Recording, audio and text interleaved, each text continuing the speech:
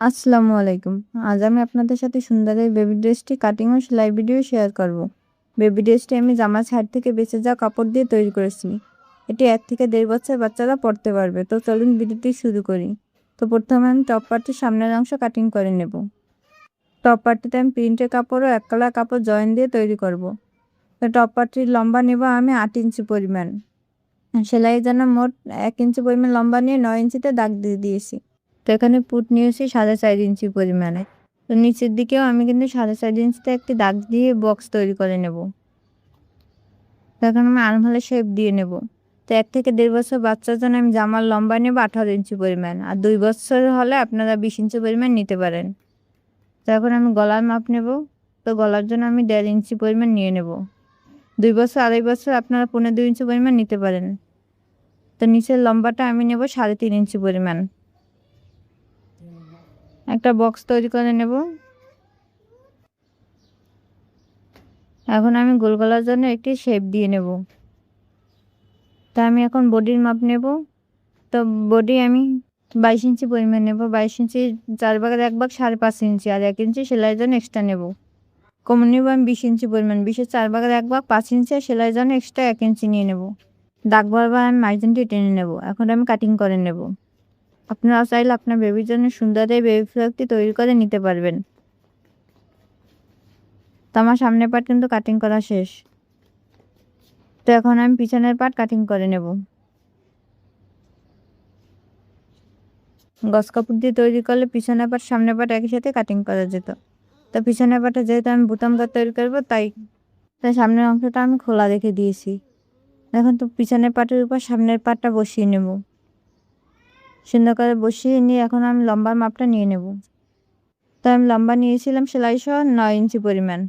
তখন আমি কোমরের মাপটাও নিয়ে নিলাম। আর পিছনের পার্টে আমি গলার নিয়ে নেব। নিচের দিকে আমি ১.৫ ইঞ্চি পরিমাণ নিয়ে নেব আর উপরেও আমি ১.৫ ইঞ্চি পরিমাণ নিয়ে নেব। তো সুন্দর করে নিয়ে আমি এখন কাটিং করে নেব। তো পিছনের পার্টে কিন্তু আমার কাটিং করা শেষ। নিচে একটু রাউন্ড শেপ দিয়ে দিলাম। গলাটাও আমি কাটিং করে নিয়েছি। তো পিছনের পার্টের জন্য আমি বুতাম গলা যে তৈরি করবো তার জন্য আমি কাপড় কেটে নেব। তো বাম সাইডে কাপড়টা কিন্তু আমি একটু চওড়া কাটবো। প্রায় ৩ ইঞ্চি পরিমাণ আমি চওড়া নিয়েছি। এই কাপড়টা থেকে আমি বুতাম লাগাবো। আর ডান সাইডে কাপড়টা কিন্তু আমি ১.৫ ইঞ্চি পরিমাণ নিয়ে নিয়েছি।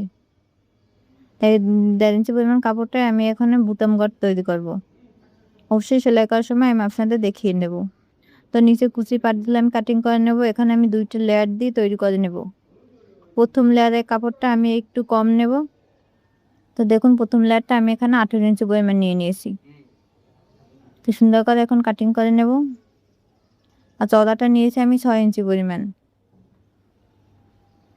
নিয়ে এখন সুন্দর করে আমি কাটিং করে নেব। তো এখানে সামনের এবং পিছনের ২ পার্ট আছে। তখন আমি প্রিন্টের কাপড়টা কাটিং করে নেব। তো প্রিন্টের কাপড়টা কিন্তু আমি নিচে দেব। তাই প্রিন্টের কাপড়টা একটু লম্বা আমি বড় নেব। তো এখানে আমি ২৭ ইঞ্চি লম্বা নিয়েছি। আর চওড়া কিন্তু একই আছে ৬ ইঞ্চি পরিমাণ। তো যেহেতু এটা জামার সাইড থেকে বেঁচে যাওয়া কাপড় তাই এখানে যতটুকু ছিল আমি ততটুকুই নিয়ে নিয়েছি। এখানে সামনে এবং পিছনে ২ পার্ট আছে। তো আমি আপনাদের দেখিয়ে দিচ্ছি কীভাবে এটি তৈরি করব। তো দেখুন এরকমভাবে হবে জামার ডিজাইনটা। তো অবশ্যই সেলাই করার সময় আপনাদের দেখিয়ে দেব। তো এখন হাতা কাপড় কাটিং করে নেব। এখানে আমি পর্যাপ্ত হাতা দিয়ে দেব। আগে একটি হাতা কাটিং করে নেব। সমান করে আমি কেটে নিচ্ছি।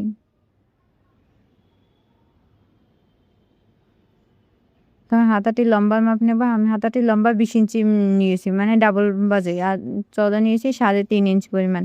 একটি হাতার শেপ দিয়ে নিচ্ছি। কারণ কুচি দিয়ে হাতাটি তৈরি করব। তো একই নিয়মে আমি আরও একটি হাতা কাটিং করে নেব। আমার ভিডিওটি যদি ভালো লাগে অবশ্যই আমার চ্যানেলটি সাবস্ক্রাইব করে দেবেন এবং পাশে থাকা বেল বাটনটি অন করে দেবেন। আর আপনার পরবর্তীতে কোন ভিডিওটি দেখতে চান তাও কমেন্ট করে জানাবেন। এখানে আমি গলার পাইপিং কেটে নেব। একটি টুকরো কাপড় দিয়ে পাইপিংটা কেটে নিচ্ছি। কিন্তু আমার বড় কাপড় নেই তাই আমি টুকরো কাপড় দিয়ে পাইপিংগুলো কেটে নিচ্ছি। জোড়া দিয়ে আমি জামার সাথে অ্যাটাচ করে নেব। তো ৩টে পাইপিং আমি কেটে নিয়েছি। তো এখন আমি ফিতাগুলো কেটে নেব। ২টা ফিতা কেটে নিয়েছি। আমার ভিডিওটি কে কোথা থেকে দেখছেন অবশ্যই কমেন্ট করে জানাবেন।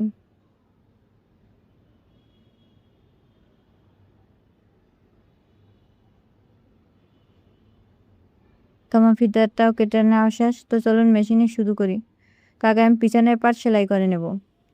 তো আমি বাম সাইডের কাপড়টা আগে সেলাই করব। এই কাপড়টা কিন্তু আমি বুতাম জয়েন করব। দেখুন নিচ থেকে ধরে আমি সেলাইটা দিয়ে নিচ্ছি। ভিডিওতে আপনারা দেখলেই বুঝতে পারবেন আমি কীভাবে সেলাইটা দিয়ে নিচ্ছি।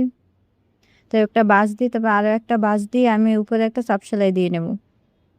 এটা কিন্তু চওড়া কাপড়টা, যেটি আমি 3 ইঞ্চি কাপড়টা নিয়েছি, সেই কাপড়টা আমরা কিন্তু বাম সাইডে আগে জয়েন করে নেব। এখন ডান সাইডের কাপড়টা জয়েন করে নেব। সেলাই সুবিধাটা আমি উল্টিয়ে নিয়ে সেলাইটা দিয়ে নিচ্ছি। তো একটা সেলাই দেওয়া শেষ। তো কাপড়টা বাঁশ দিয়ে নিচের দিকে নিয়ে আরও একটি চাপ সেলাই দিয়ে নেব।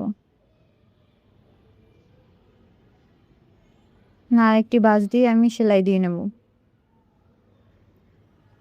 তো কাপড় বেশি থাকলে একসাথেও কিন্তু কাপড় কাটা যায়। তো আমার যেহেতু টুকরা কাপড়, তাই আমি আলাদা পটির কাপড়টা কেটে নিয়েছি। 2টা কাপড় কাটা শেষ, সুন্দর করে আমি কাটিং করে নিচ্ছি। আপনারা চাইলে এরকম জয়েন দিয়ে তৈরি করতে পারেন। তো পিছনের পার্ট কিন্তু আমার সেলাই দেওয়া শেষ। তো এখন সামনের পার্টে এক কালার কাপড়টার সাথে প্রিন্টের কাপড়টা আমি সেলাই দিয়ে নিতেছি। এটা একটা ডিজাইন হয়ে যাবে যেহেতু টুকরা কাপড়। তো এখানে আমি একটি লেসও জয়েন করে নেব। বাচ্চাদের জামায় লেস জয়েন করলে দেখতেও সুন্দর লাগে, আর একটা ডিজাইনও হয়ে যায়।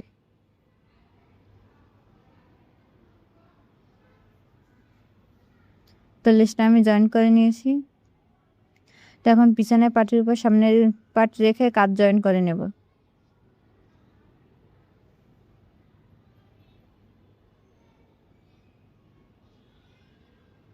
অবশ্যই কাজ জয়েন করার সময় আপনারা কিন্তু কাঁধে ডাবল সেলাই দিয়ে নেবেন। তো আমার কাজ জয়েন করা শেষ। তো আমি এখন গলায় পাইপিং লাগিয়ে নেব। তো পাইপিং লাগানোর আগে পাইপিংটা আমি জোড়া দিয়ে নেব।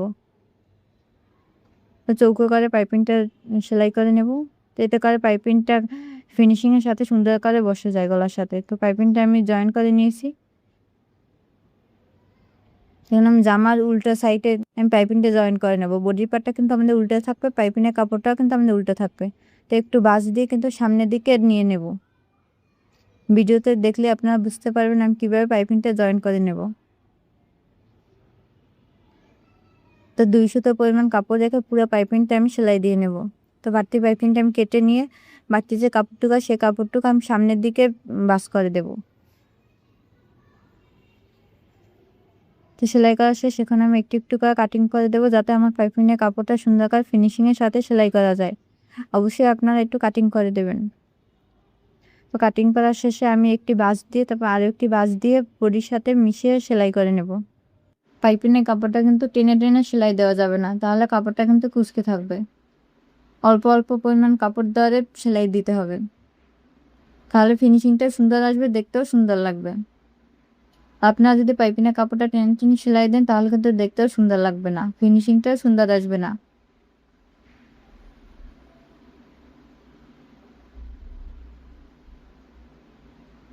তো আমার কিন্তু পাইপিংয়ের কাপড়টা সেলাই দেওয়া শেষ। তো দেখুন আমার ফিনিশিংটা কত সুন্দর এসেছে।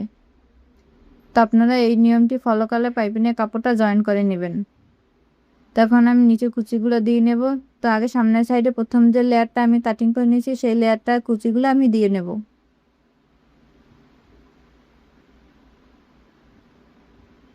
তো অল্প অল্প করে বাঁশ দিয়ে আমি কুচিগুলো দিয়ে নেব।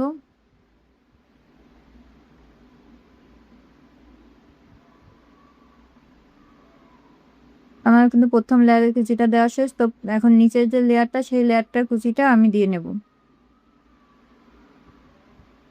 আপনারাও চাইলে আপনার বেবির জন্য এরকম জামা সাইড থেকে বেঁচে যাওয়া কাপড় দিয়ে সুন্দর করে বেবি ড্রেস তৈরি করে নিতে পারেন। তখন এক সাইডে কুচি দেওয়া শেষ। তো একই নিয়মে আমি পিছন সাইডেও কিন্তু কুচিটা দিয়ে নেব। তো পিছন সাইডেও কিন্তু আমি কুচিগুলো দিয়ে নিয়েছি। তখন কুচিগুলোর উপরে একটি চাপ সেলাই দিয়ে নেব। তো চাপ সেলাই দেওয়ার কারণে কুচিগুলো কিন্তু সুন্দরভাবে বসে যাবে। অবশ্যই আপনারা বাচ্চাদের জামার কুচির উপরে কিন্তু চাপ সেলাই দিয়ে নেবেন। তো আমি একটি কুচির উপর চাপ সেলাই দিয়েছি। তো একই নিয়মে প্রত্যেকটা কুচির উপর আমি চাপ সেলাই দিয়ে নিয়েছি। তো এখন আমি হাতাটা জয়েন করে নেব। তো জয়েন করার আগে হাতার যে আমাদের সোজা যে পাশটা আছে, সেই পাশটা চিকন করে একটা সেলাই দিয়ে নেব। অবশ্যই আপনার সোজা পাশে সেলাইটা দিবেন। তার যে রাউন্ড শেপ দিয়েছি সেই পাশে কিন্তু সেলাই দিলে হাতাটা সুন্দর হবে না। তো আমি সেলাইটা দিয়ে নিয়েছি। এখন আমি হাতার যে আর্মহোলের যে মাপটা সেই মাপটা দিয়ে নেব। দেখুন আমি 5.5 ইঞ্চি নেব আর 1/2 ইঞ্চি আমি এক্সট্রা সেলাই করার জন্য নেব। তো এখানে একটি আমি দাগ দিয়ে নিয়েছি এবং একটু কাটমার্ক করে দিয়েছি। এই থেকে আমি কিন্তু কুচিগুলো শুরু করব। আপনারা খেয়াল করে দেখবেন আমি কিভাবে হাতাটা জয়েন করব। এই হাতাগুলো বাচ্চাদের পরলেও সুন্দর লাগে দেখতে।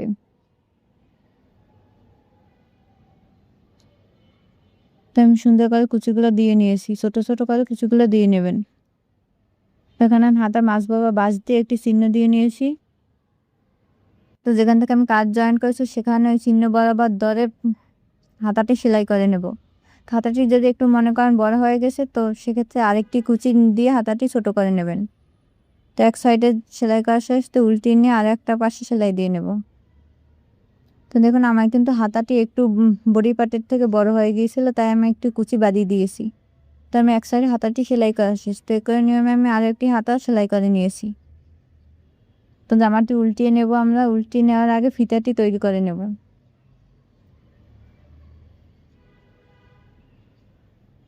তো ফিতাটি তৈরি করে নিয়েছি। একই নিয়মে আমি 2টা ফিতা বানিয়ে নিয়েছি। এখন আমি জামার সাইডটা সেলাই দিয়ে নেব। তো আমি এখানে 11.5 ইঞ্চি পরিমাণ নিয়ে নিয়েছি আর নিচে নিয়েছি 10.5 ইঞ্চি পরিমাণ। একটু বডিতে বাড়িয়ে নিয়েছি। তো একটু সেলাই করার পর আগে আমি ফিতাটি লাগিয়ে নেব।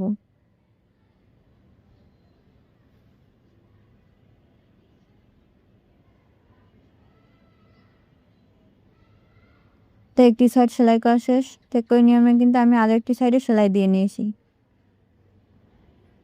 2টা সাইড কিন্তু আমার সেলাই দেওয়া শেষ। তো নিচে যে গেরের যে অংশটা সেই অংশটা কিন্তু আমি চিকন করে একটা সেলাই দিয়ে নেব। এই সেলাইটা আপনারা একটু চ্যাপ্টা করে দিতে পারেন এবং চিকন করেও দিতে পারেন। তো এরকম করে পুরো সেলাইটা আমি দিয়ে নেব। তো সেলাইটা দেওয়া শেষ। এটা ছিল আমার জামার ফাইনাল লুক। তো এখানে একটু আরেকটু সুন্দর করার জন্য আমি একটি ফুল লাগিয়ে নেব। তো দেখুন আমি ফুলটা লাগিয়ে নিয়েছি। জামাটা দেখতে আরো সুন্দর হয়েছে। অবশ্যই কমেন্ট করে জানাবেন কেমন হয়েছে। আল্লাহ হাফেজ।